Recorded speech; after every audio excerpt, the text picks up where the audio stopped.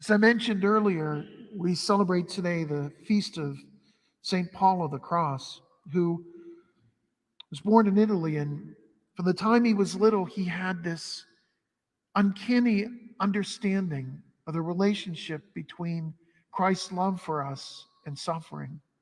As a matter of fact, he was a little boy and he was at church, and a really heavy bench fell on his foot.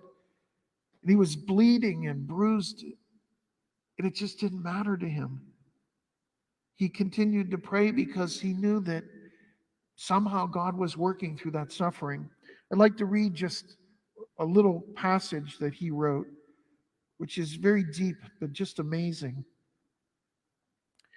Love is a unifying virtue which takes upon itself the torments of its beloved Lord. It is a fire reaching through to the inmost soul. It transforms the lover into the one loved. More deeply, love intermingles with grief and grief with love. And a certain blending of love and grief occurs. They become so united that we can no longer distinguish love from grief nor grief from love. Thus, the loving heart rejoices in its sorrow and exults in its grieving love. You could write a doctoral thesis on that one little paragraph, but basically what he's saying is what it said in the gospel and in the first reading. It talks about St. Paul preaching Christ crucified. What that means is that he told the people how much Christ loved them. He loved them so much, he wouldn't just die for them, that he would suffer in a most grueling way just because he loved us and wanted to take away our sins. And to the Jews and the Greeks alike, they thought that it was foolishness. They thought that it was stupid. Even the devil, when he saw Jesus on the cross, snickered and thought, I won. But little did he realize that that cross that he intended to put an end to the life of Jesus was actually used against him. And then that suffering that Jesus was willing to endure became for us Easter Sunday and our chance at heaven.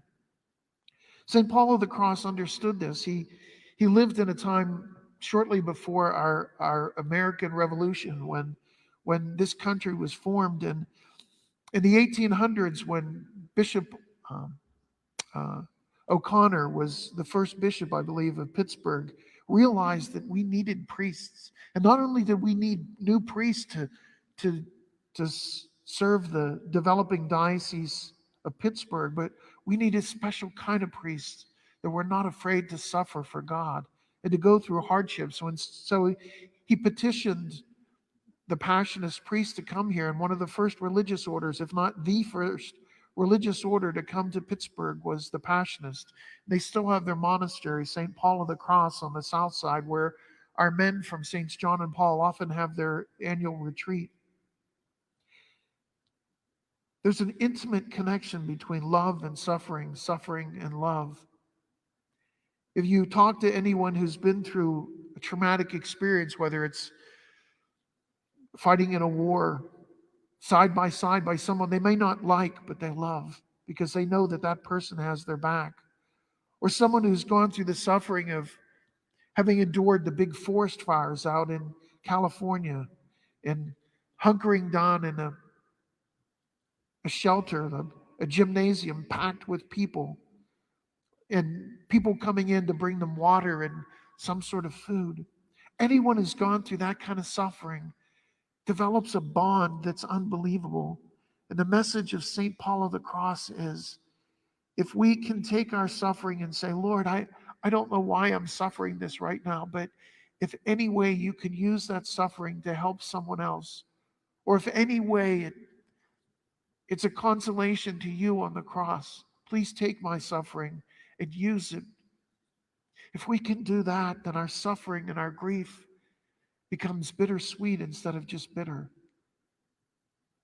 It's something that we can contemplate our whole life and not completely understand, but there's an intimate connection between love and suffering, suffering and love.